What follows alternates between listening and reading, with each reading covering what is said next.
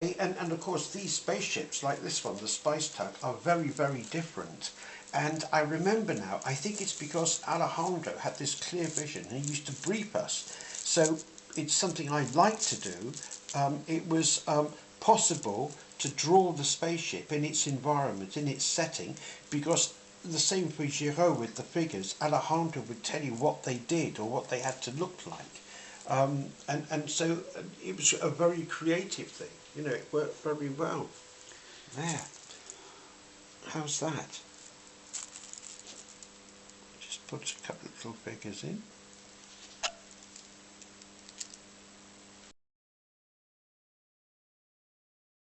So Alejandro was obsessed with making a team, a cohesive team. And so we were his samurai, you know, he saw it very much like that, the whole same idea as samurai.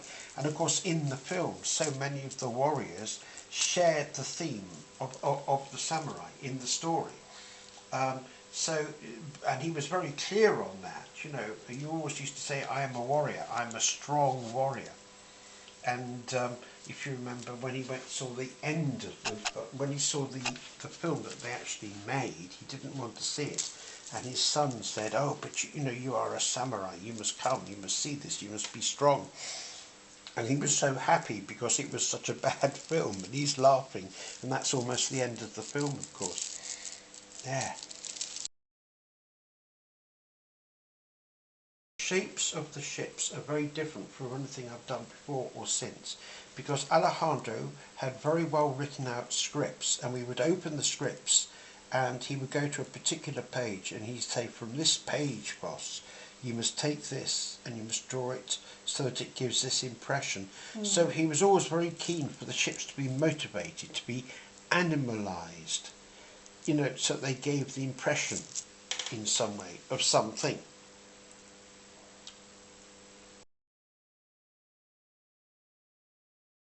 Right, when I was doing this painting, I can remember quite clearly, it's come back to me, we were all in the same room, a great big open plan office, and Jean Giraud had his table over in one side and I was in the middle, and Alejandro had his desk at the end, and Alejandro and Jean worked together rather more than he worked with me, because Jean Giraud was drawing all the persons and how they looked, and this was terribly important to Alejandro, so he was very beside Jean Giraud and saying, no, make him taller, make him smaller, whereas I think the spaceships, what was nice was he could just say, look, if they can look a bit like this, or they can, and we would discuss the atmosphere, and then he would just let me get on with it. But I was fascinated by the way Jean Giraud could produce all these figures so quickly, and all the characters in the book, because we had this great big script, you know, it's all that book, the script, and he was, you know, he'd have his script open at one page, I'd have mine open at another, and Alejandro would get quite worked up, and then Alejandro would act out the characters. He would say, oh, and she's like this, and he would do a funny step or something like that, and Jean Giraud would watch him go, ah yes, and then he would draw something. And of course Imogen, my daughter, has this lovely picture, which is a picture of the emperor, and Jean did a design for the emperor, and a bit weird, like a cockatoo holding something, and Jean and I thought it looked terrific, and Alejandro was a bit lukewarm, and Jean was so disgusted, he turned it into an emperor sitting on the toilet with a chain coming down, and he dedicated it to my daughter. But Jean was so original with his designs, because, you know, he was a bande dessinée artist, so I was absolutely fascinated by the way he could just, you know, in the time I'm taking to do this, he would have drawn a bit of a landscape, but he would have dotted in all the figures, and just a few little pencil movements, and you could see their eyes and everything. You know, I do tiny little figures like this, but he would have done a much bigger figure in the foreground, and you could just see from the body language what it was supposed to be all about. And I was so impressed by that. It's quite funny. It's just sort of taken me back on a Saturday. So it's Yeah, it's really quite 40 years ago probably, yeah, on a Saturday. And it was just so fascinating. There.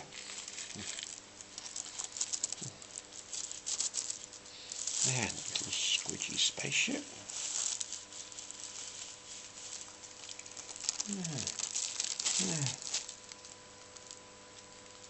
There. There. How's that? With the building.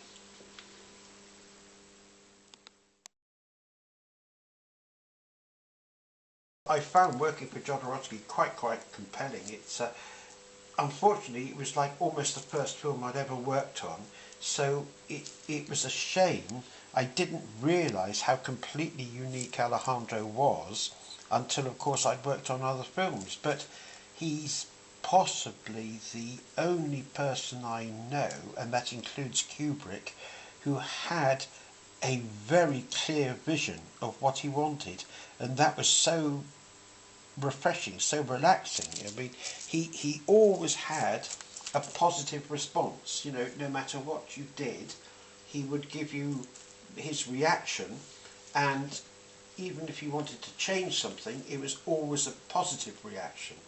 So that was very nice, and I think that's what brought out my creativity. And how did you find working with the other artists? So could you name any of the other artists and say how you felt? Well, there was Dan O'Bannon, who's not with us anymore. Dan, of course, was going to be the special effects man, and he, of course, went on to write Alien. So Dan was very American, and it was quite fun going out with him because obviously he was an American in Paris, and this was his first time in Europe, so it was a very American reaction to everything. And of course Mobius, Jean Giraud, you know, we worked in the same room all the time, and it even got to a point where in artwork we would share doing the artwork, so that Mobius would, for example, do the figures and then pass me the artwork and I'd put in the machine, and we just seemed to work really well, and we got on socially, and I can remember it being a very pleasant experience. So it's a great shame that he's not with us anymore.